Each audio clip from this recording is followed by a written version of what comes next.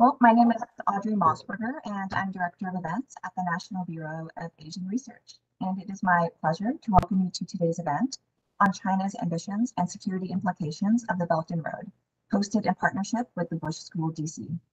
Following remarks by our expert panel, we will open it up to a moderated Q&A. For those joining us here on WebEx and via live stream, we encourage you to email your questions to events@nbr.org. Please feel free to send these questions in prior to Q&A, as you might find that your question is addressed throughout the course of the discussion. If not, our moderator will do her best to present all questions to our panel within our allotted time. I will now turn it over to Lieutenant General J.B. Silveria, the Executive Director of Texas A&M University's Bush School of Government and Public Service in Washington, D.C., for brief introductory remarks, and then we will turn it over to our panel. Prior to joining the Bush School in 2020, General Silveria served as Superintendent of the U.S. Air Force Academy in Colorado Springs, Colorado. There, he directed a 4-year regimen of military training and academic, athletic, and character development programs that led students to a Bachelor of Science degree and a commission as a second lieutenant. General Silveria also had a distinguished career in the Air Force. He served as Deputy Commander, Combined Air Force Air Component, U.S. Central Command, Southwest Asia. In that role, he was responsible for the command and control of air operations in a 20-nation area of responsibility, covering Central and Southwest Asia. Key military operations, resolute support in Afghanistan, and inherent resolve in Iraq and Syria took place under his command. He was awarded a Distinguished Service Medal and Bronze Star, along with multiple air medals during his career. General Silveria is a graduate of the U.S. Air Force Academy with a Bachelor of Science degree. He also earned a Master of Social Science degree from Syracuse, New York. General Silveria, over to you. Well, thank you very much, Audrey, and good morning. We're excited to co-sponsor this event with the National Bureau of Asian Research. The Bush School of Texas A&M University is new to Washington, D.C. At the same time, though, the Bush School has a long-standing tradition of sending graduates to work in Washington and abroad, in line with our ethos that public service is a noble calling.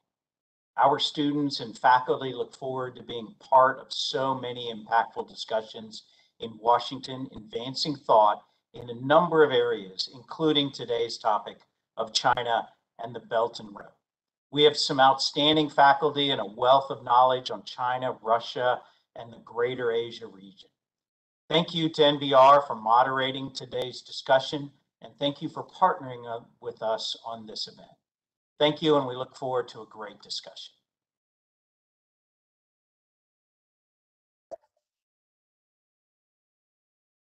Thanks so much, General Silveria. Hi, everybody. My name is Ali Slowinski. I'm the Vice President of Research at the National Bureau of Asian Research. And it's my great pleasure to be moderating this panel here with you today, and for NBR to be partnering with the Bush School DC. We really look forward to a time, hopefully in the not too distant future, where we're able to cooperate and partner with the Bush School DC on in-person activities as well. But I think that the discussion here virtually today is sure to be really engaging, and hopefully our audience really enjoys it.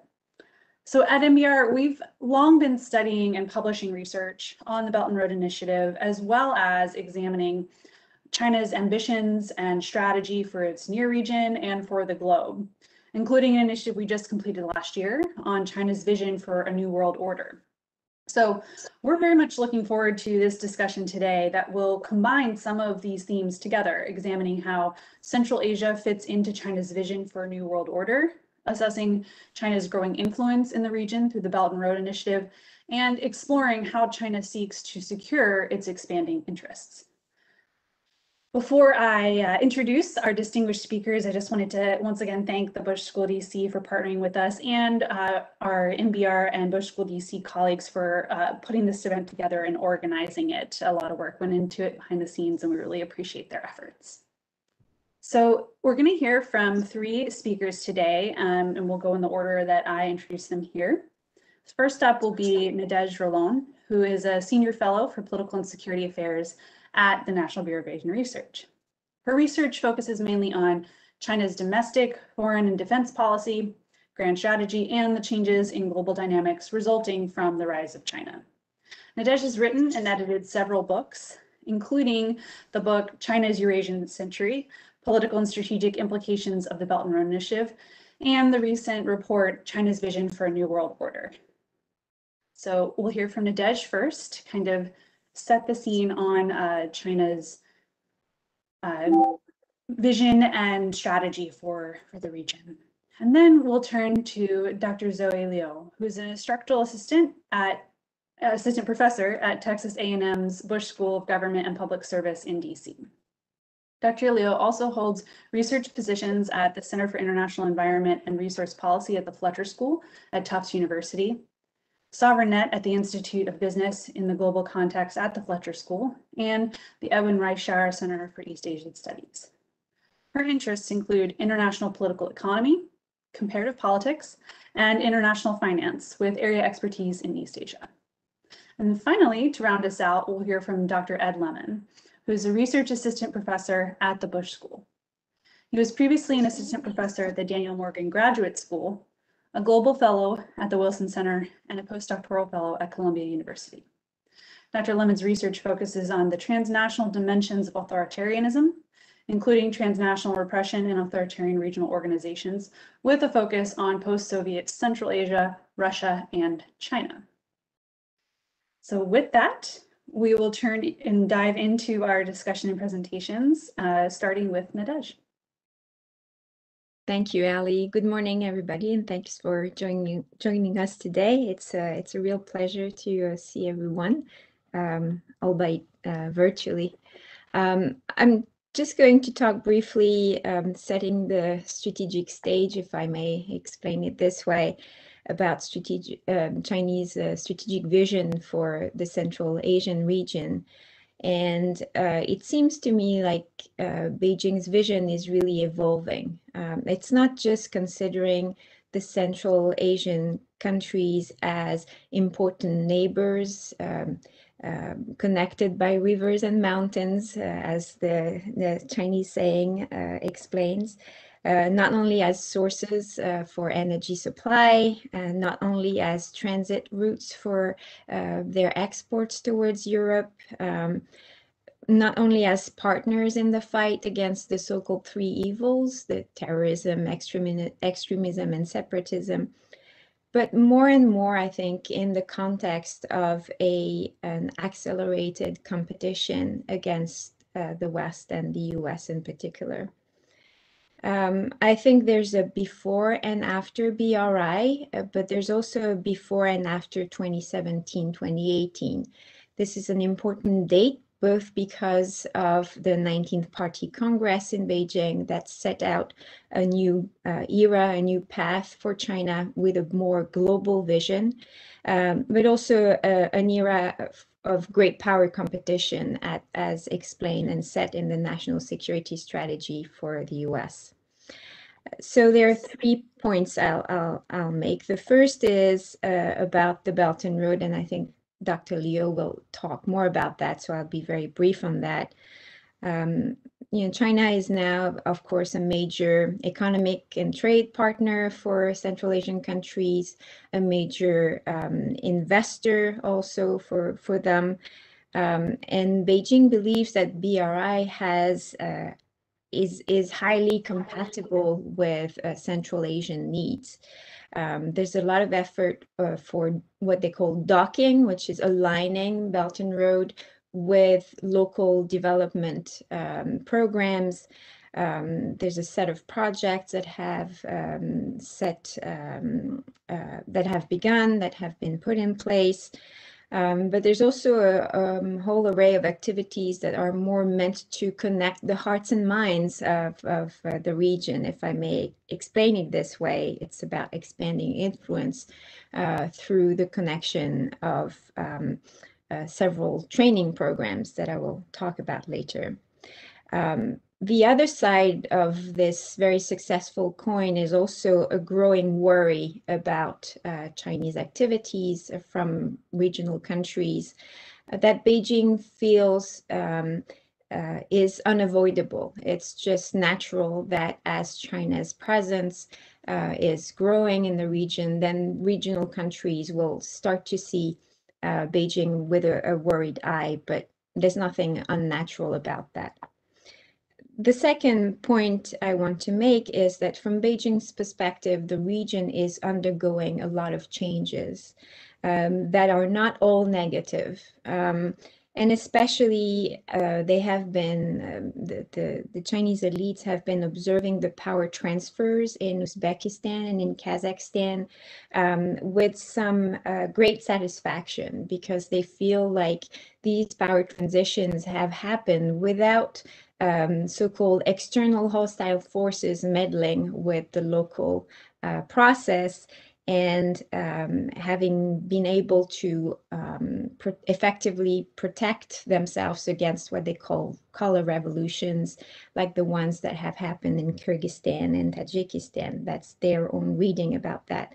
So this ability to maintain domestic political stability in a time of change, both in 2016 for Uzbekistan, and more recently 2019 for Kazakhstan. This has been viewed as a positive development for the region. Beijing is now obviously worried about the lingering effect of the COVID-19 pandemic on the regional economies, and is trying to develop cooperations on that also with local countries. It's still very worried also of the expansion of religious extremism, and specifically on the diffusion of extremist ideas on the internet. And so, as this is a worry, it's also perhaps for Beijing an opportunity to try to develop cooperations in the cyberspace also with local countries. And that's, I think, is a space to watch. Third and final point, Beijing sees that there are great changes happening also in the US strategy, not only towards Central Asia, but also towards China. And I think this is really important in understanding how Beijing sees the Central Asian region, not only for itself, but also in the context of this broader geopolitical and geostrategic competition against the US. Beijing feels that the US have shifted from a sort of containment of Russia in the region after the end of the Cold War towards a dual containment of both Russia and China in Central Asia, but China being its primary target. They see the US as trying to prevent or thwart the BRI development.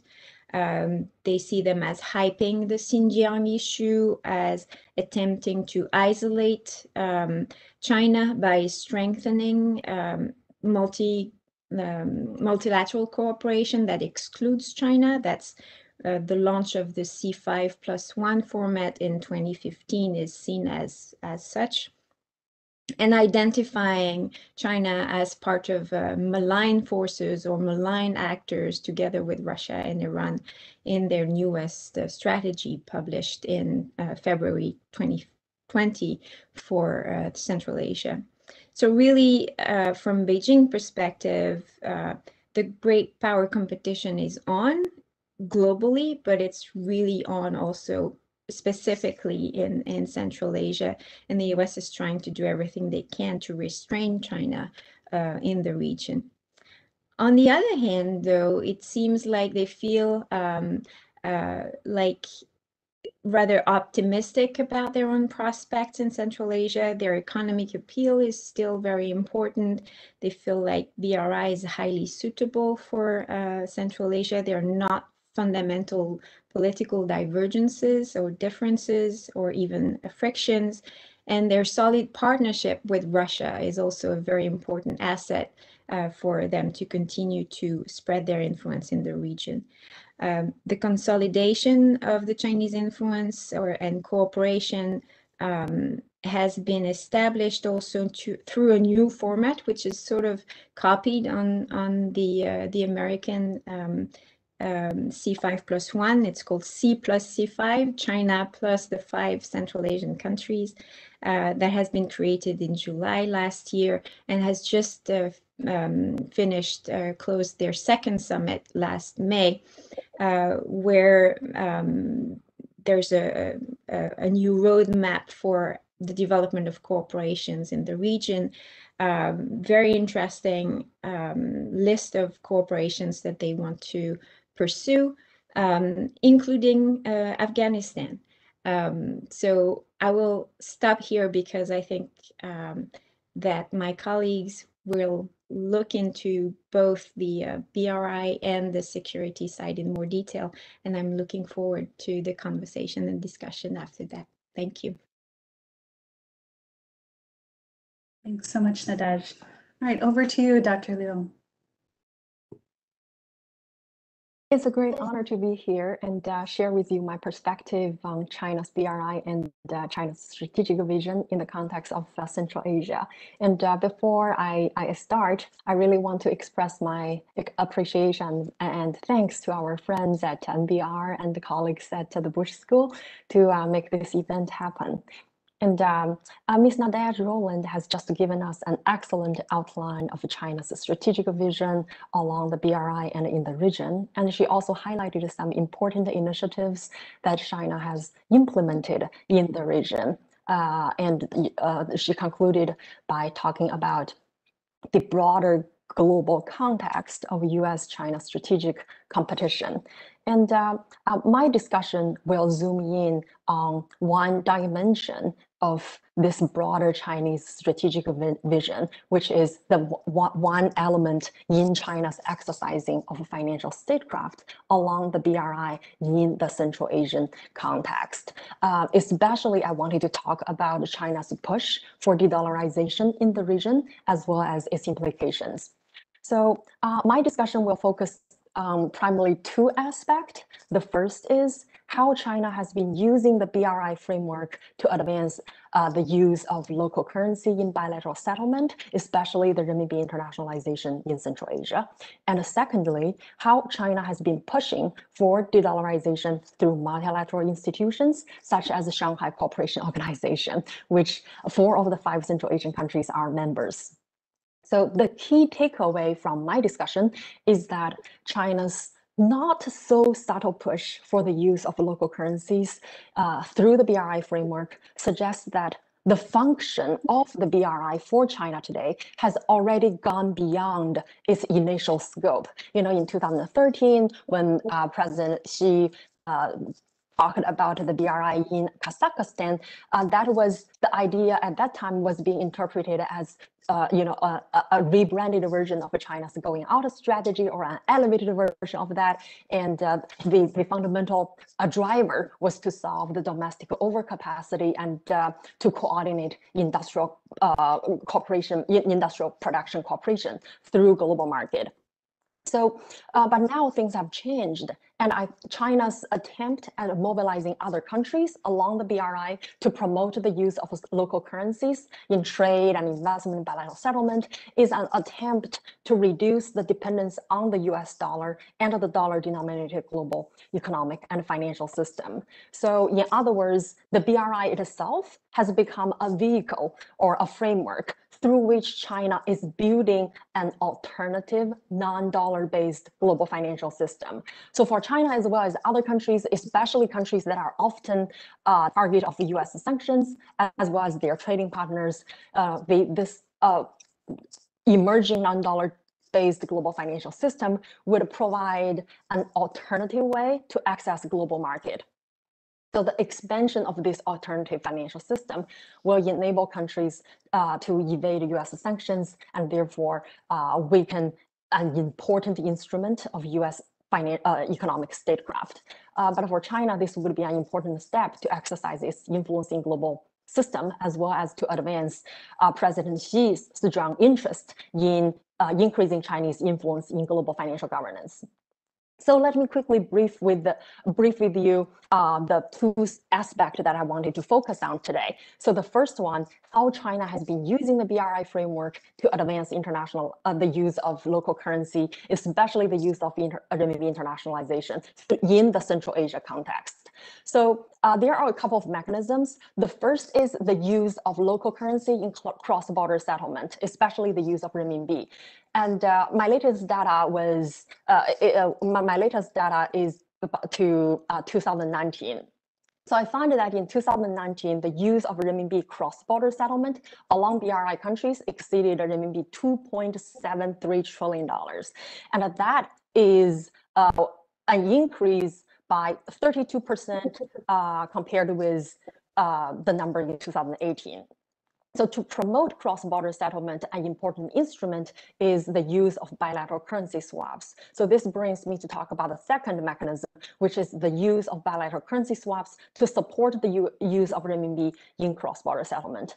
And in the context of Central Asia, China has signed bilateral currency swaps with 3 of its main trading and partners and outward FDI destinations, including Uzbekistan, Kazakhstan, and Tajikistan. And I also wanted to highlight that the bilateral currency swap with Kazakhstan has been renewed 3 times already. And with regard to Kyrgyzstan, although China right now has not signed a bilateral currency swap with Kyrgyzstan, the PBOC and the National Bank of Kyrgyzstan have already signed an intent to strengthening bilateral cooperation, which is a step towards a currency swap. And the third channel for China to push in renminbi internationalization in the region is China's support for Astana Financial Center. I guess it's interesting that a lot of inland cities are thinking about building themselves not necessarily as international financial center, but actually a regional or mid-tier financial center. And Astana is a good example. And this partnership was actually, people consider Astana Financial Center as China-backed Central Asia Financial Center, and the Shanghai Stock Exchange has, has been involved in this quite closely. And actually, the Chinese state-owned commercial banks have also shown their support in making Astana a renminbi center in the region and promoted the development of an offshore market in Central Asia. So, for example, China Construction Bank, one of the largest 4 state-owned commercial banks in China, had issued this so-called Falcon bond at the Astana International Exchange and the Hong Kong Stock Exchange as well. So through this bond, the Astana International Exchange and the Hong Kong Stock Exchange were able to have a connection. And this is the first yuan bond issued in Central Asia, and this is also an important result of financial cooperation between Kazakhstan and China under the BRI framework. So now I'd like to move on to the second aspect, which is how China mobilizes other countries to push for de-dollarization through multilateral institutions, such as the SCO. So the SCO currently comprises 8 members, 4 observatory states who are interested in gaining full membership, and there are also 6 dialogue partners. And of all these different tiers of members, Central Asian countries are included, and there is also India, there is also Russia, there is also Turkey, there is also Iran. So as we know, the SCO itself was was initially constructed solely for the purpose of security cooperation in the region, but it has gradually evolved, becoming incorporating more economic dimensions as well. So before I think the key milestone here is the Shanghai summit in 2006. So right immediately before the Shanghai summit in 2006, SCO members launched the SCO Interbank Cooperation Mechanism. And then during the Shanghai summit, members also launched SCO Business Council to facilitate greater economic cooperation within the SCO framework. And last year in December, During the New Delhi SCO summit, the SCO announced their plans to further enhance financial cooperation, and they also expressed their willingness to continue discussions on the establishment of a SCO development bank and the SCO development fund. So this meeting sort of also underscored the importance of joint approaches to promote the use of national currencies in mutual settlement among SCO members. Here, the reason I wanted to mention these institutions, such as the possibility of a SCO development bank and development fund, I wanted to mention this because actually China has long been interested in using the SCO to promote the use of local currency. So, for example, in June 2012, Wang Qishan, then Vice Premier of China, he spoke at the SCO Business Council and expressed China's interest in promoting the use of local currency among the SCO members. And 2012, that was before the official launch of the BRI. And I also wanted to note that besides the Central Asian countries, there are also other SCO members have overlapping membership with the BRICS. So at the institutional level, we've already seeing some signs of convergence. So for example, both the SCO and BRICS have established their respective interbank cooperation mechanism, and the BRICS have already created their new development bank, and now the SCO is considering doing that, moving towards the same direction as well. So by closer alignment between these different varieties of multilateral institutions, that does not necessarily include the United States and China, and from this aspect, Russia as well, they are very interested in pushing toward de-dollarization. And between the cooperation between BRICS and SCO is already happening. So, for example, the Secretary General Vladimir Norov recently confirmed that the SCO members have been working on a gradual transition towards the use of local currency in bilateral settlement. And the exact agency to implement this is the SCO Interbank Consortium. So, and he also talked about how the SCO wanted to partnership with AIIB, the NDB, the Silk Road Fund to fully unlock the investment potential of the SCO. And the SCO finance minister meetings last year in Moscow, all the 8 full members of SCO agreed to send recommendations to finalize a roadmap towards the de-dollarization. So to conclude, by promoting the use of local currencies in bilateral trade, especially the use of renminbi along the BRI, and by mobilizing other countries through regional or multilateral institutions that don't necessarily include the United States, China's ambition with BRI has gone beyond solving the issue of domestic overcapacity, but rather to include the construction of a non-dollar-based global financial infrastructure along the BRI to de-dollarize global finance. And again, this corresponds to President Xi's strong interest in increasing China's influence in global financial governance. And as Alison mentioned earlier in her opening remarks, the BRI indeed presents to us a China vision of a global order. And I hope that my discussion today give you this give you a broader look into this China vision.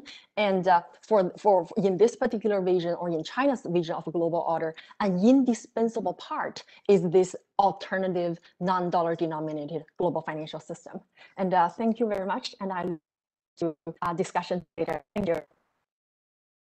Thanks so much, Dr. Liu. Lots to dive into there, and we're already getting a few questions. So just a quick reminder before I turn it over to Dr. Lemon that as our audience members have questions, you're welcome to submit them now. You don't have to wait until all of the remarks have concluded, and just send them in an email to events@nbr.org. And I'll try to get to as many of those as we can. With that, we'll turn it over to Dr. Lemon. Well, good morning, and thank you to NBR and the Bush School for hosting today's event. I hope this will be the beginning of a cooperative relationship going forward. My remarks that really focus on security cooperation between China and Central Asia, I wanted to make 2 broad points. First, that over the past decade, and certainly over the past 5 years, there's been a dramatic development and rise in the level of security cooperation between China and Central Asia. And China is experimenting with new forms of political and security cooperation that we see being used going forward in other BRI countries. And second, that China is increasingly going it alone. The region's traditional external hegemon, certainly in terms of security provision, Russia, China is increasingly leaving Russia out of various initiatives, and it's increasingly developing bilateral cooperation and multilateral cooperation in forums that don't include Russia. So they're the two overarching points I wanted to make. If we cast our minds back just under 20 years ago, the United States had two bases in the region in Uzbekistan and Kyrgyzstan. Through NATO, it was involved in close security cooperation and organizing exercises with the militaries of the region. But as Nadège has already mentioned, the United States has slowly exited the region. We saw security cooperation and military assistance to the region fall from its peak of $450 million back in 2012, ahead of the first proposed withdrawal from Afghanistan, down to $2 million in 2019. That's a 98% reduction. By 2014, all of the US bases in the region had been shuttered, and we obviously are now seeing the withdrawal of both NATO and US forces from Afghanistan in September. So China, in some ways, is coming into this vacuum of US exiting. China's security cooperation has developed very extensively, and it's no coincidence that when BRI was announced in 2013, OBOR as it was back then, the land component of that, the Silk Road Economic Belt, as Nadège mentioned, was announced in Kazakhstan. And his remark, Xi Jinping obviously referred to the historic position of Central Asia on the Silk Road or Silk Roads, and that China was building a Silk Road for the 21st century. China has risen economically, as we've already mentioned, from 2003 having around $3 billion worth of trade to by 2018 having $30 billion worth of trade with the region. But as China's presence in the region has risen, so have some of the pushback and the security threats to China. They've risen the region. And I think they stem from from China's perspective, they stem from two major sources. The first is from terrorism, and this comes from two sources within the region. I think first, Central Asia is home to somewhere in the region of 300,000 ethnic Uyghurs, many of whom fled China during the Civil War into Central Asia for that. And China has long viewed the region as a potential hotbed for separatists from Xinjiang, or at least a base for terrorists to move into China. We've seen very little evidence of this actually materializing. We saw a number of attacks in the late 1990s and the early 2000s, and most recently an attack on the Chinese embassy in Bishkek, in the capital of Kyrgyzstan, that only resulted in one person being killed, and the details around the case were very unclear, although it was blamed on the Turkestan Islamic Party, Uyghur separatist terrorist group. The other terrorist threat that China sees within the region stems from Afghanistan, and we know from some of the leaked documents from the Xinjiang papers that were leaked to the New York Times back in 2019. We know that Xi Jinping was very concerned even back in 2014 about the potential for spillovers from Afghanistan, the potential for Afghanistan to also form a hotbed in Central Asia, to be a transit point for terrorists to attack Xinjiang. Again, we haven't seen that materialize, but these are certainly some of the things that we know China is concerned about.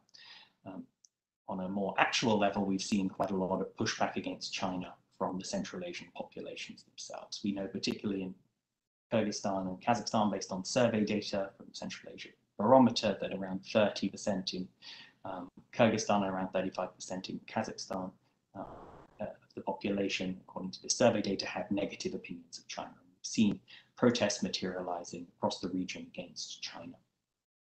As part of a project that I'm involved with, collecting data on protests in the region, we've collected data on 106 Chinese anti-China protests in the region since 2018. That's around 8% of the protests that we found in the region had some sort of China spin on them, mostly to do with wanting to push back against the excesses of Chinese environmental destruction by mines, for example, or wanting to push back against perceptions that China's coming and colonizing the region and taking land, but also related to the situation in Xinjiang and the education camps where some obviously ethnic Uyghurs, but also ethnic Kazakh and Kyrgyz find themselves. And so a number of the protests related to human rights in China as well. When we saw a revolution and the overthrow of the government in Kyrgyzstan in October 2020, we saw a power vacuum and we saw a number of Chinese mines and other investments being attacked. We saw in one case 100 Chinese workers having to flee to a forest nearby to spend the night because the local certain local population had looted and burnt down the mine. And we saw women being threatened with rape, and we saw armed men turning up at an oil refinery in Karabalta in northern Kyrgyzstan, threatening to kill the Chinese workers unless they paid $350,000 for protection money. So we certainly have seen China's investments in the region come under threat. So what has China done in response to this?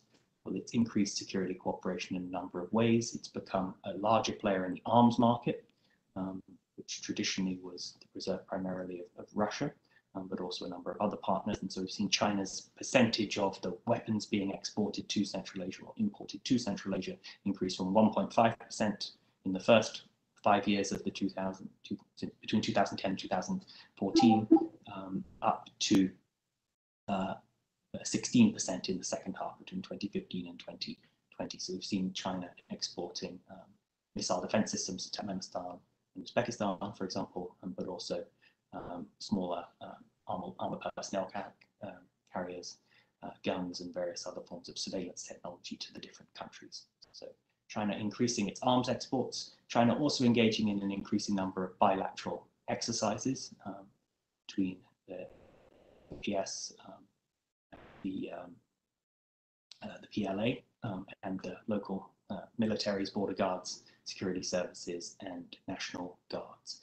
Increasingly, and this is part of this broad trend, China is moving away from only operating through the Shanghai Cooperation Organization. Its first bilateral exercise in the region in 2002 was organized under the auspices of the SCO. China's now increasingly going beyond the SCO and organizing its own bilateral or multilateral exercises, organizing 8 exercises since its first with Kyrgyzstan in 2014. China's also established its first overseas military facility in the region. This hasn't been acknowledged by both the Tajik side, and it's located in Tajikistan at the border with Afghanistan, or the Chinese side. But it's been reported in various media outlets and appears in satellite imagery. So we'll be relatively confident that there is a very small base stationing something in the region of 200 troops near the border between China, Afghanistan, and Tajikistan, responding to this perceived threat of spillovers from Afghanistan. But that's obviously one of China's very first overseas military facilities in the world that was thought to have been established around 2016. So we're seeing China playing a greater role in Central Asian security and increasingly being less deferential to Russia, which is my final point. When China sought to establish the base back in 2016, there were reports that there were meetings between Chinese and Russian officials to get Moscow's blessing for the establishment of a base in a region where Russia also has troops stationed in Tajikistan, Kyrgyzstan, and has military facilities in Kazakhstan. But more recently, we're seeing, as Nadezhda and Zoe have already spoken about, we're seeing China increasingly going it alone without reference to Russia. So we saw, as Nadezhda mentioned, the establishment of this new Central Asia plus, or CA plus C5 plus C format that was modeled in many ways on similar efforts by Japan, by the United States, by Korea. So emulating those mechanisms to bring together the Central Asian foreign ministries with China without the involvement of Russia.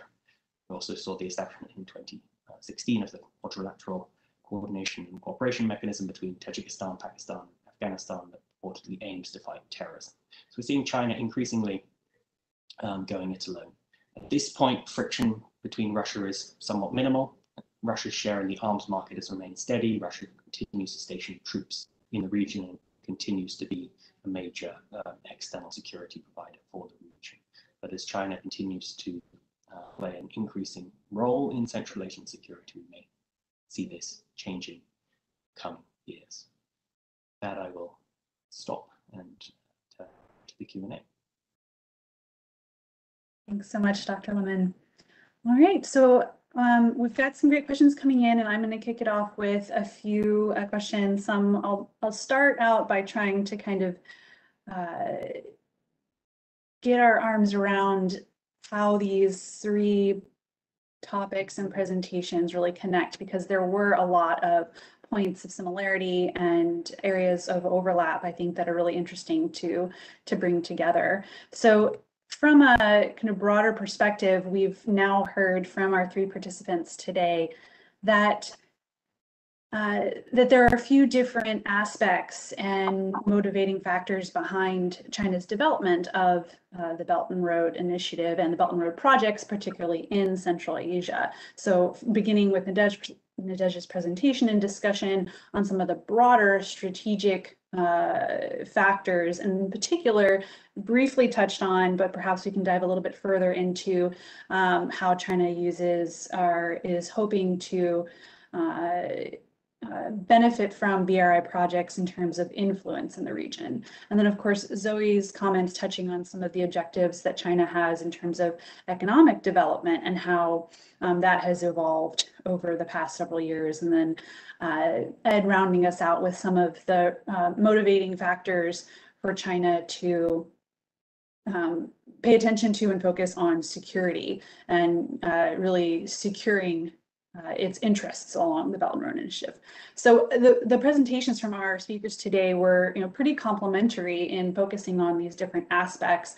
And as they all have noted, some of those factors have shifted as BRI has evolved. So for our speakers, if you could just take a step back and assess, to what extent do you think China is achieving its objectives in these different areas in Central Asia?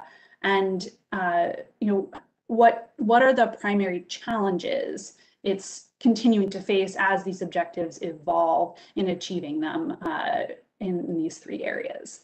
So we'll go, I think, in order again, to start with a little bit broader and then focus on the more narrow aspects. So Nadej, first to you. Thank you. Yes, I just wanted to go back to BRI itself. We tend to forget that from the start, it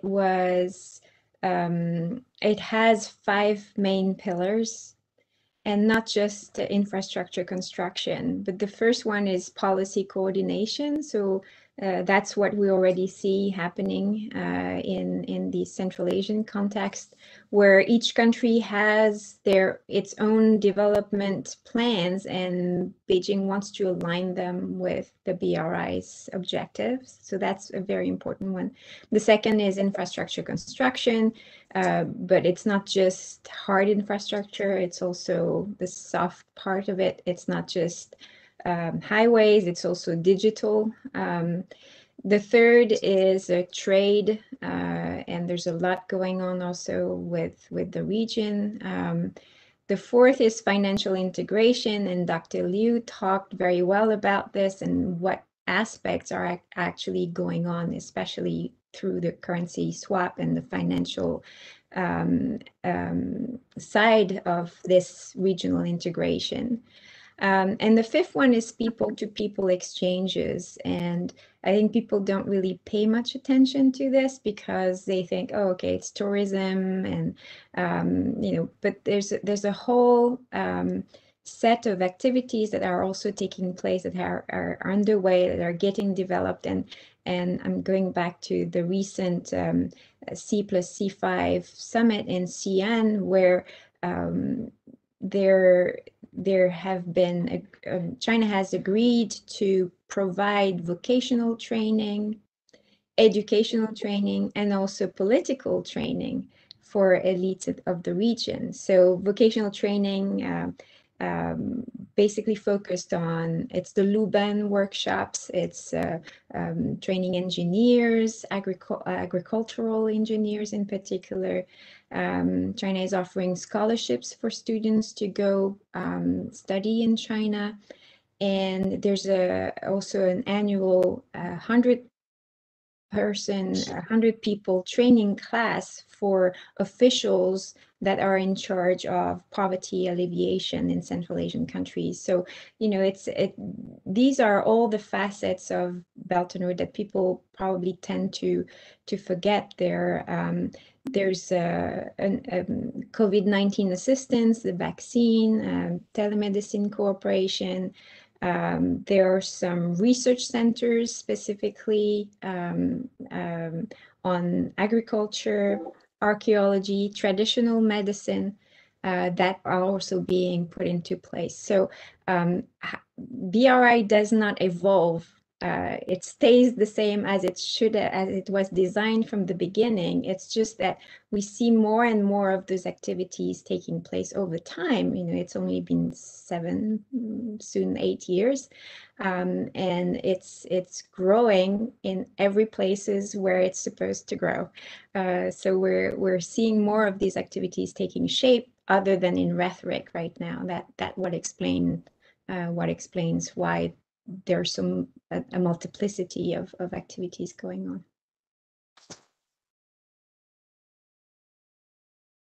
Great, Zoe.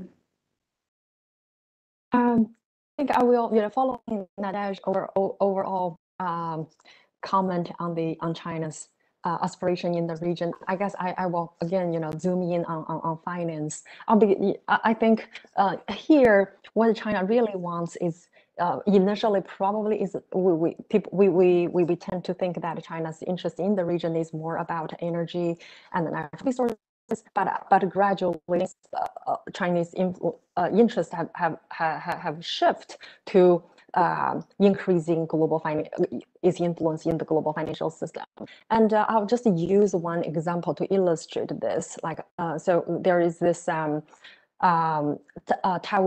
Uzbekistan highway project that was delivered by the China Road and Bridge Corporation, with very big contractor pushing through Chinese infrastructure overseas. So the project was delivered in 2012, if I remembered correctly, but the construction funds is not loaned directly to Uzbekistan, but rather the fund came from Tajikistan as a member of the Shanghai Cooperation Organization. And then later in 2015, PBOC signed bilateral currency swap with Tajikistan's central bank for $3 billion.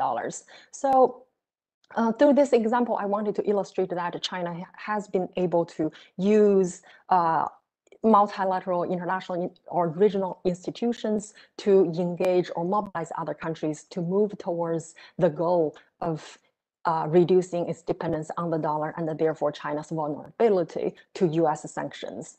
And when we talk about Central Asia, probably the one elephant in the room inevitably is there are a huge on China-Russia competition for influence in the region. But at least with regard to the issue of de-dollarization, I think China and Russia both have shared interests and both consider Central Asia as an important region. So, for example, both China and Russia have constructed their own alternative to SWIFT system, and China and Russia have expressed interest in connecting those two countries' cross-border payment system. So meaning they are able to connect their cross-border payment transactions so that they don't have to go through the SWIFT in case of US sanctions.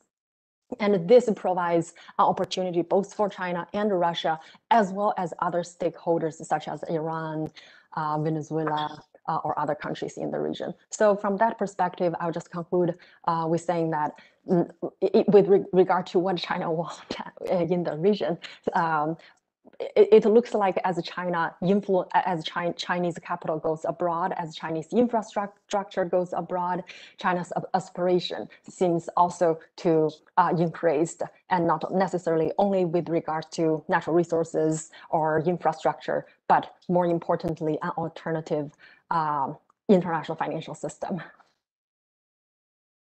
Thank you. All right, Ed. I think in terms of China's greatest security or political challenge in Central Asia, I think, of course, there are various, but I would pick up on point that I made around xenophobia still being very widespread in the region. I think in stark contrast to Russia, that is still viewed by many as being, you know, a benevolent partner that works in the interests of the people. This differs from country to country, but Russia is still, on the whole, viewed in more positive terms than China is. There's still ongoing, you know, ideas that China's coming to colonize the region, that China has very nefarious interests, and all this talk of becoming lovable, as Xi Jinping mentioned today, or mutually beneficial cooperation is really a smokescreen for a colonial project by China. You know, this viewpoint is very widespread and cuts across various segments of society and different political views, from the more progressive to the more illiberal. We're seeing various opposition movements now, particularly in Kazakhstan, picking up on anti-China rhetoric, and a lot of the protests that are more generally around transition in the country, after Nazarbayev's resignation, that are calling for reforms, are also, you know, having an anti-China element to them. So I think, you know, that's obviously important, because China, these, you know, populations, although it's an region dominated by authoritarian governments, the people still do have a say. And we saw in 2016, you know, some of the first larger scale protests in Kazakhstan after independence, coming against the reform to a land code that was read, that allowed the government to sell land to foreigners, that would, you know, was read by the people as being, well, the government will sell land to China, and China will increase its influence and gradually buy the country's land. That led to the government scrapping that land code, or removing that provision within the land code.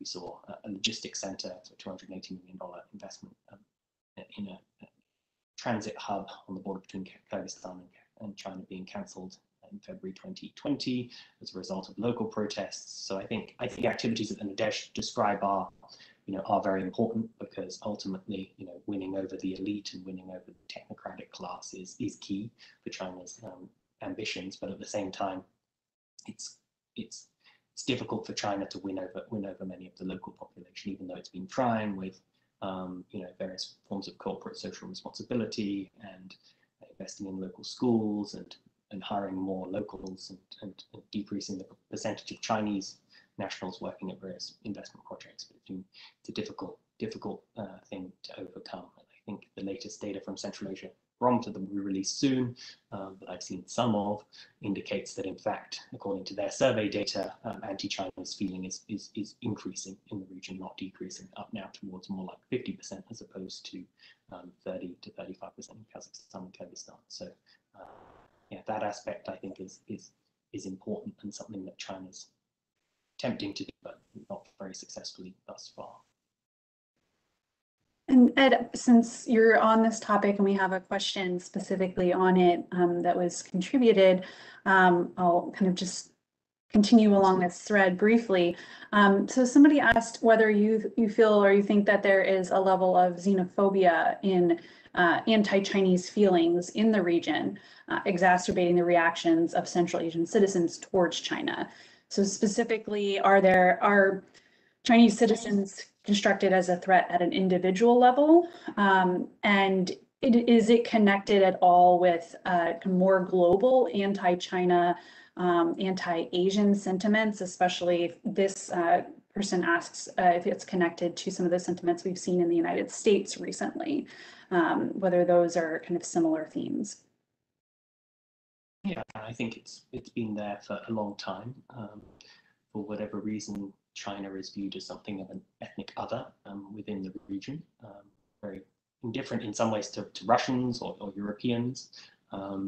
China is viewed as being, there are various ethnic stereotypes that I won't repeat, and there is this persistent myth that China's aiming to colonize the region, and that people are here to, that they're being paid to come and marry the women and local women, and eventually, increase the percentage of the population that will be Chinese, even though the figures obviously of Chinese workers or expats, migrants living in Central Asia are very small.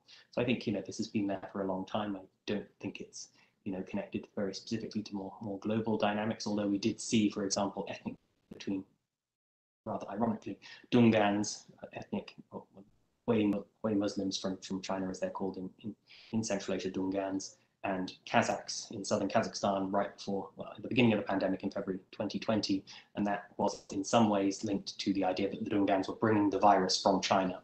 And there was a sort of anti-Chinese bent to that ethnic violence that led to around 10 people being killed.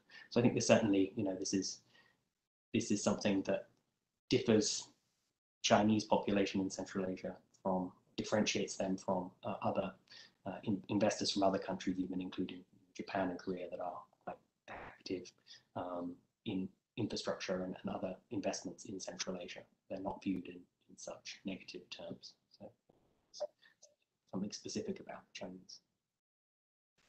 Thank you. So for Zoe, to circle back to some of, we got a number of comments, and I'm interested for you to dive a little bit more into the RMB internationalization aspects of some of the themes you touched on. So questions mainly around whether you think, you noted a shift in how China is thinking about its economic strategy in Central Asia and with BRI.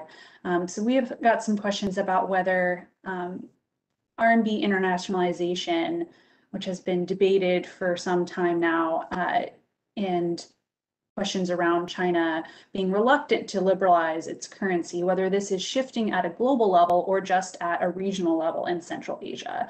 Are we seeing the use of local currencies, and specifically the RMB, happening in other regions?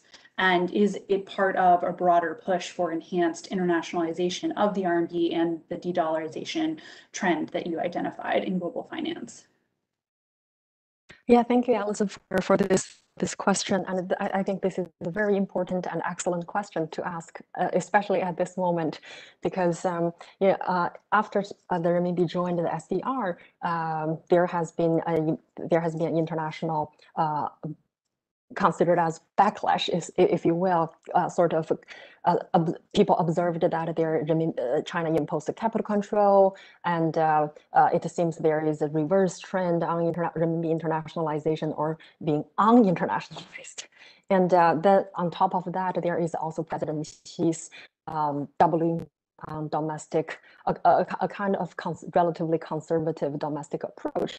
So people started to ask this big question: why China has reversed its course of reform and opening up, and is China sort of starting to close its door again?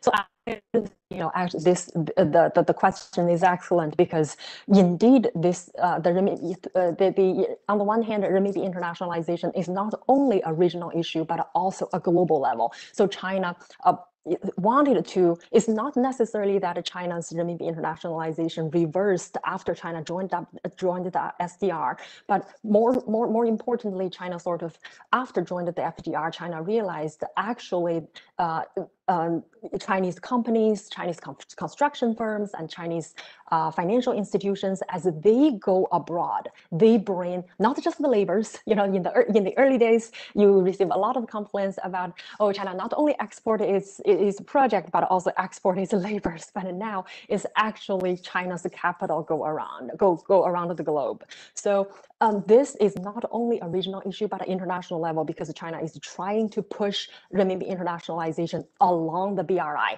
So in other words, China does not want to liberalize on international terms pushed by international curve, but rather China wanted to internationalize or opening up China's capital market and internationalize the renminbi on its own terms, and compared with pushing through, being pushed through following the case of Japan or Korea. They're immediately following the liberalization of the capital market, they had the experienced financial crisis. China did not. Lessons have been learned. So China wanted to, through BRI, it's relatively more controlled, and China has more control over how internationalization can be done and at what pace that China, or more importantly, the CCP would be more comfortable comfortable with. So I would say on one hand, it is a global trend. And then on the other hand, the observation that we've seen since President Xi came in ascendance to power, this whether this is why there is this reversion and to what extent this means China is closed up.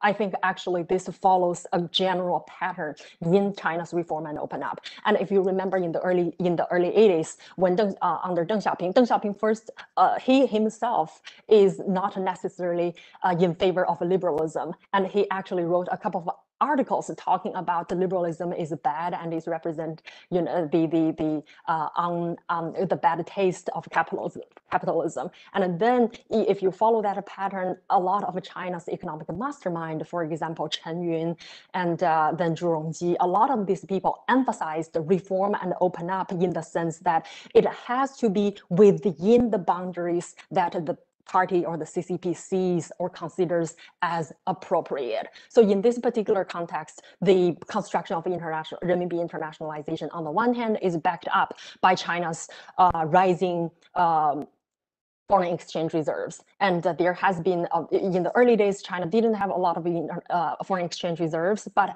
after China joined WTO, especially after the global financial crisis by around 2013, China's foreign exchange reserve peaked at close to $4 trillion. And at that time, there is actually a very kind of cross-border consensus among policymakers saying where we should use these foreign exchange reserves for, and how we can use this, how we can basically push the foreign exchange reserves to achieve either strategic resources purchased overseas or strengthening Chinese financial policy, so foreign policy interests. So from that perspective, a lot of the trend we are observing today both is at the international level and it fits in China's reform and open up trajectory. Thanks, Zoe. And I'm actually going to stay with you for one more question because it is pretty specific to your topic.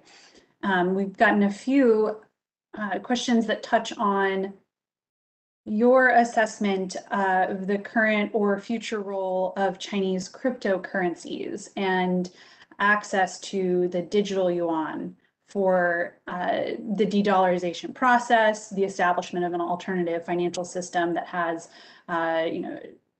Chinese dominance.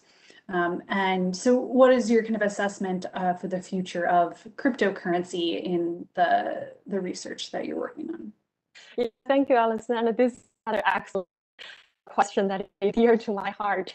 And so for instance, I've been observing cryptocurrency and I have friends who work in cryptocurrency space. But from my observation, China, the same as Russia and India, at domestic level, the policymakers have crown and banned all the transactions of digital currency, cryptocurrency. So, which means they do not allow privately developed digital currency that is outside of the control of or outside of the supervision of the government, the government financial supervision.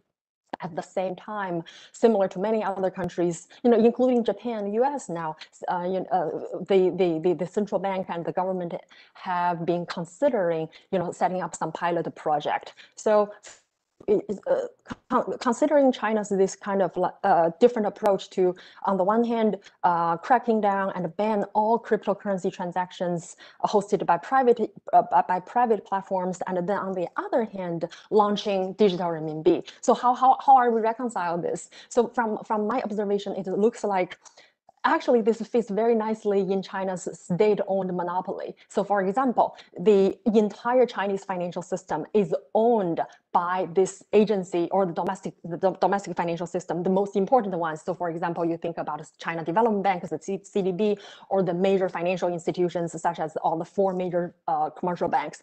All these guys are being held. They have the same shareholder in chief called Central Huijin, who played a very important role in the entire system process of China's financial reform. So So basically, the financial security, the issue of financial security has been elevated to the level of national security after the Asian financial crisis. So if you look at Zhu Rongji's talk or the other senior Chinese leadership's talk, prior to Asian financial crisis, we think about strengthening financial regulation, financial supervision, and how to mitigate financial risk. But after Asian financial crisis hit, suddenly this becomes a very important issue, and people talk about not just how to mitigate the risk, but it is a very important and indispensable aspect of national security. So that's why, given the elevation of national financial security into the core aspect of China's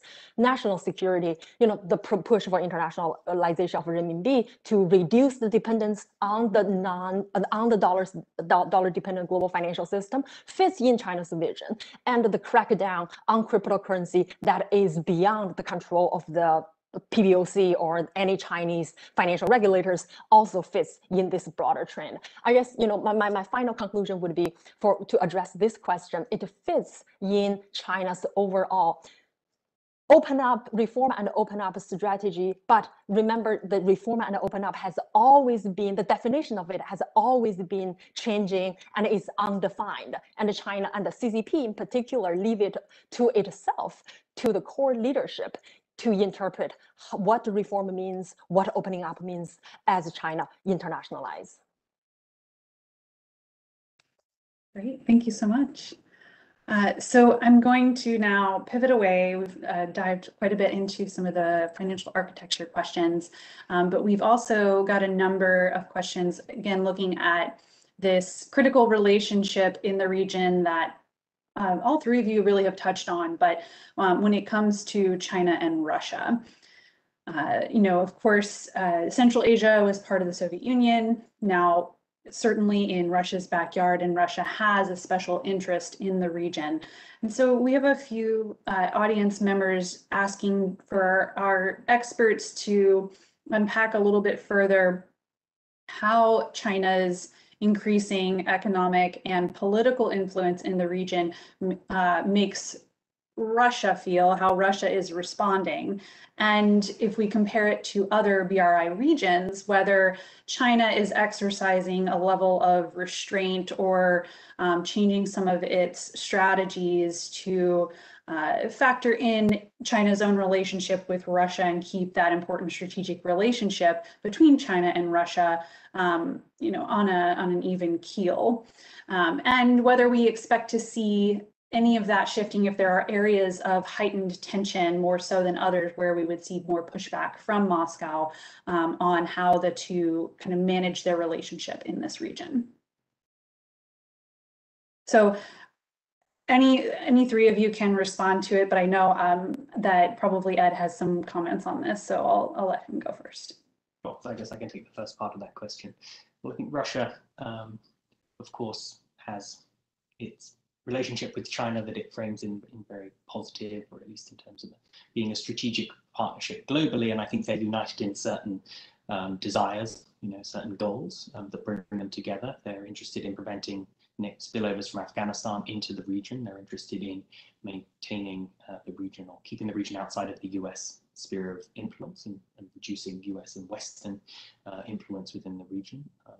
They're interested in maintaining the status quo within the region in terms of they prefer to have authoritarian regimes that are loyal, or at least have positive relationships with China and Russia, as opposed to having a regime change towards a country that may pivot more towards the West, as we've seen in countries like in Georgia and obviously in Ukraine, for example. So they certainly have a negative agenda of sort of keeping things as they are and reducing influence.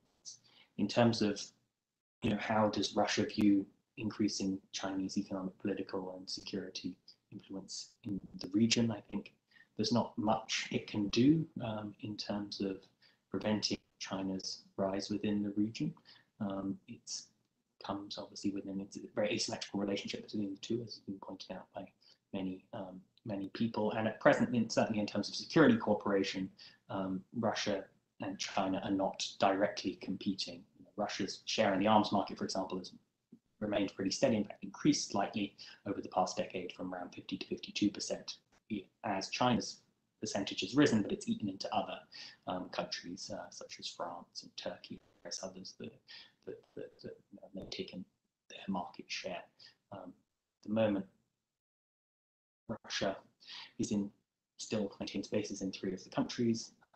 It remains in a cooperative position with China, but of course, in the longer term, there are certain concerns that I've heard from Russian analysts and experts that in the longer term, China will pose threats to Russia's position in Central Asia, but it's difficult at this point to tell whether Russia would view that as being a threat, an elevated enough threat to respond, and how it would respond, or whether Russia would just accept, as it has thus far, China's presence in what it views as its sphere of influence, or principal sphere of influence, its near abroad.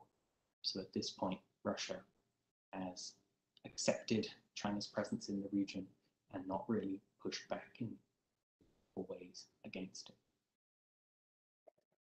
Yeah, if I may comment from Beijing's perspective, I think this is also how the relationship is seen from that side of the border.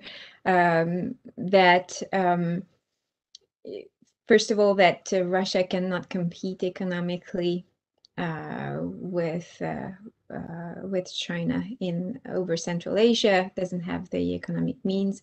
Second of all, I think they have a great understanding of each other. And so I think that Beijing is very much aware of the historical and cultural heritage and necessity to accommodate to a certain extent Moscow's desires, including by acknowledging the greater Eurasian partnership and trying to find some sort of coordination between the two agendas, Moscow's and Beijing's itself, which overlap quite well, as Ed just mentioned, because overall, both capitals want the region not to be democratic, thriving, liberal regimes, but rather to sustain this political stability. And so I think the sort of untold deal is by helping the region or Central Asian countries to develop economically, Beijing is also basically helping them with sustaining this legitimacy that they need. So that also fits with Moscow's objectives for the region. And as far as the security part is concerned, Ed also mentioned that. I also don't think that Beijing has a burning desire to set a military presence in Central Asia that's equal or even overwhelming the Russian, frankly. And we can talk about maybe decades in the future where this might happen, but in the near future, I don't think that this is what Beijing really wants. So that's why they're also trying to find ways other than military to stabilize the region, and the security cooperations that Ed also mentioned earlier, at the public security level, at the surveillance and cyber level. I think these are Beijing's contributions to the security and stability of Central Asian countries in ways that are different from Moscow. So rather than friction, I think they're quite complementary. And I think Nadej's point from view of Beijing is excellent, and I agree with that what Nadej said. But at the same time, I also want to sort of compliment Nadej and add on the issue of using my own experience. I've talked a lot about it from financial side. De-dollarization, China and Russia are not necessarily competing, but they are actually they share the interest. But using my own experience, I want to talk about the political and the emotional affinity between China and Russia. You know, if we look back at history, the early revolutionary leaders or the Chinese founding fathers, many of them were educated in the Soviet Union. And I remember my grandpa, when he survived the anti-Japanese war, he survived, you know, the Long March, and he survived the Korean War, and you know, and also, you know, before the founding of PRC, he went through the Civil War. So, you know, I remember I grew up with him, and I remember listening to his stories about, you know, how he and his Russian friends, back then he called them, you know, the Soviet friends, and how he has like a very deep affinity to them, you know, he respect this, and at the same time, he felt that he is close to them. But from my perspective, I just feel like it's a little bit, you know, distant from my perspective. I did not grew up in Russia. I didn't interact with them when I was growing up, and then guess where I'm going to study now? I got my degree in America, and similarly, many people of my generation get degrees in America, and you know, many of my friends went back to China to either join the policy making circle or, you know, performing other roles. So from that perspective, I feel that, you know, in terms of political and emotional affinity, or from the people-to-people exchange, as Nadej mentioned earlier, I don't necessarily think Russia is winning the mind and heart to Nadej. You know, I don't think Russia is winning the heart and mind of Chinese, at least my generation or the later generation. So from that perspective, I think, you know, the sentiment that Soviet or Russia as China's big brother, and we are the little counterpart, I think those eras are long gone. Thanks, Zoe. All right, so I want to pivot again a little bit and talk a little bit further about the themes touched on by a few of our speakers, and we've gotten a few questions. I'll try to group them together here, related to U.S. strategy in the region, in particular, in the area we're approaching here, where the U.S. is withdrawing from Afghanistan. So questions surrounding whether U.S. investment in Central Asia in the past was primarily a strategic play by the United States to put forward some presence in countering China's presence and influence, or primarily an investment in order to support US activities in Afghanistan, and whether, as the United States withdraws from Afghanistan, what that is going to mean, the consequences for regional stability, for BRI, and for China's involvement in the region as the US presence, investments kind of draw down. So there's a few different areas to unpack there, but if you all have any thoughts in any of those directions, and I think I am going to start again with Ed on this one. Well, I think, you know, early US investments were mostly focused in the energy sector, particularly in Kazakhstan, and I think they had obviously a commercial aspect to them, obviously the relatively untapped resources of the Caspian Basin by companies like Chevron and ExxonMobil, others. That also obviously had a geopolitical element to them of Europe's desire to diversify fuel energy supplies away from reliance on Russia, as well as obviously you know, forming new transit routes that would cut Russia out of the export of oil and gas from Central Asia. Subsequently, you know, US investments in the region are quite negligible, and the US, you know, can't in any way compete with China, even Russia, in the region in terms of the money it's willing to put into the region. You know, the US came out with its new Central Asia strategy. I think it was mentioned by Nadej right before pandemic sort of took root in February 2020, and I think one of the final foreign visits of Mike Pompeo before the lockdown was to Kazakhstan and Uzbekistan. The main innovation within that strategy was to support the Central Asian states in their independence, and to ensure that they could have foreign policies that were not too dependent on any one external power. And that was an obvious, although it wasn't mentioned, it was an obvious signal towards Russia and China. But I think, as you've mentioned, as the US withdraws from Afghanistan, its interests in the region are already quite minimal.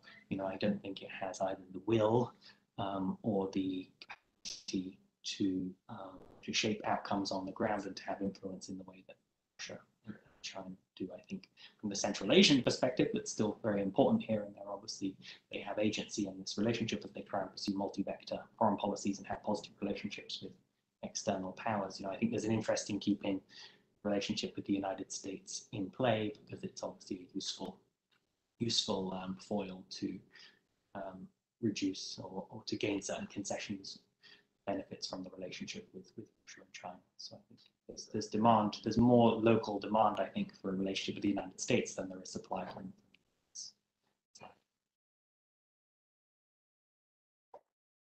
So you're Nadej? Yeah, I think from Beijing's perspective, the U.S. withdrawal from Afghanistan is as problematic as the U.S. presence in Afghanistan. I think it's quite an interesting perception. It's both at the same time. When the U.S. Started its operations from Beijing, it was, it's another element of a C-shaped encirclement. Now, it's not just on the maritime borders or periphery, but they're also present just in our terrestrial land backyard. So there was a discomfort about that. At the same time, basically letting the US do the job of stabilizing Afghanistan was not a bad thing. And now it's like, yes, they're withdrawing. So what is this going to leave us? Is this going to accelerate, the spillover that Ed was mentioning? So a lot of questions. I haven't seen much commentary in the Chinese sources space yet. I think they're trying to think about it and maybe try to draw conclusions about this. For now, the only thing that appears is this discomfort at that thought and the possibility that things might get more complicated in the short run. At the same time, they also feel like the US still has some interest in a stable Afghanistan, so that they will do other things that might also help with a peaceful resolution, maybe. And there's also multiple actors in the region that might also intervene. So still early to say how Beijing is going to position itself in the region. As I mentioned earlier, Afghanistan was mentioned during the foreign ministers meeting, China and Central Asian foreign ministers meeting 2 weeks ago. But not very much in detail, other than saying, we need to maybe cooperate in making sure that we include Afghanistan in our activities, and so that's something we'll need to continue to look at. I will add on to Nadej's point with regard to China's strategic vision in the region. I think from geopolitical or just pure geology perspective, just Afghanistan, simply just from Afghanistan, from Kabul to Ürümqi is simply just much closer than from Beijing to Ürümqi. From that perspective, Afghanistan indeed shares a much shorter border than even the Chinese central government to Muslim Xinjiang area, and Beijing certainly does have a long concern over instability in Afghanistan. So I think China used to think that having U.S. in the region to maintain stability is very important, and some people may even say China can be a free rider and to extrapolate economic opportunities. But then with U.S. retreat from the region, to what extent China is going to play a role as a peace builder in the region? I think China, at this moment, I didn't see any government document either. I mean, alone, I didn't any concrete government positions. But given the regional that's sort of like the geology side. Then from economic side, I think Afghanistan, from Chinese perspective, it offers certainly a lot of new economic opportunities to China through the kind of expansion across Afghanistan territory of a Chinese BRI project, and probably extend that, be a very important hinterland or overland path to not only Pakistan, connected with China-Pakistan economic corridor. There is also, Afghanistan is also China's direct overland connection to the Middle East, which is a very important China's import of oil and gas. Through increasing its footprint in Afghanistan, China also get the added on benefit of increasing its own influence compared with another regional player, which is India. Great, thanks. So I think we have time for one more short question, and I wanted to get your thoughts, our participants' thoughts, on how any possibilities for Chinese interest in territorial expansion or territorial disputes in Central Asia plays out within kind of the BRI construct. So of course, China has territorial disputes and issues in many other parts of its neighborhood and its region in South Asia and East Asia. And this question in particular was asking about talk last year of the Tajik Pamirs belonging to China, and how that perhaps intersects with China's relationship with these countries, its ability to achieve its objectives in Central Asia, and to develop BRI projects in the region. So I keep going to Ed first, but I think that you'll probably have some comments here. Yeah, I think there is a history. Tajikistan and China normalized or delimited their border in 2011. About 1% of 0.7% of Tajikistan's land was ceded to China at the time, leading to quite a lot of criticism in the media of the government's decision to do that. Even though this was a small, unpopulated parcel of land, there was ideas that it had certain mineral wealth and that there was a deeper economic incentive for China to take that piece of land. This article last year, not mistaken, appeared in a rather peripheral Chinese publication by a professor that claimed that something like 40% of Tajikistan's land, the modern day Pamir region, historically belonged to China. It's got quite a lot of play in the Tajik social media, again, picking up these anti-Chinese sentiments and ideas that China wanted to colonize the region. It got a lot of play, particularly interestingly in the Indian media. There was another sign of colonial aggression expansionist aggression by China. It angered, or at least the popular backlash led the Ministry of Foreign Affairs, I think, to call the ambassador in Dushanbe, in the capital, Chinese ambassador, to a meeting. Whether that was because the government itself was upset, or because they saw that this was an issue with some popular backlash, it's to be seen. But certainly, I think there's a lot of a lot of rhetoric surrounding this, and it certainly gets a lot of attention in Central Asia. But I think the reality is that China, I'll defer to my colleagues on this, but China obviously doesn't realistically have ambitions to expand territorially into Anything else, Nadej? Sorry. No, I think it's what Ed just said is exactly right. I don't think that China has any appetite. It has solved its border disputes a long time ago with Central Asia, and this was an isolated case of, I don't know, fake scholarship. But what's interesting is more as Ed mentioned, the reaction that this really stirred locally. That really plays into something that is a raw feeling over the region. So And I think that really Beijing is very much aware of that and doesn't want to play with fire. I don't think this is a good calculation, nor an ambition. So. Yeah, I don't have anything to add on that. And I personally feeling that indeed China, I don't see any Chinese sources expressing interest in territorial expansion in the western border.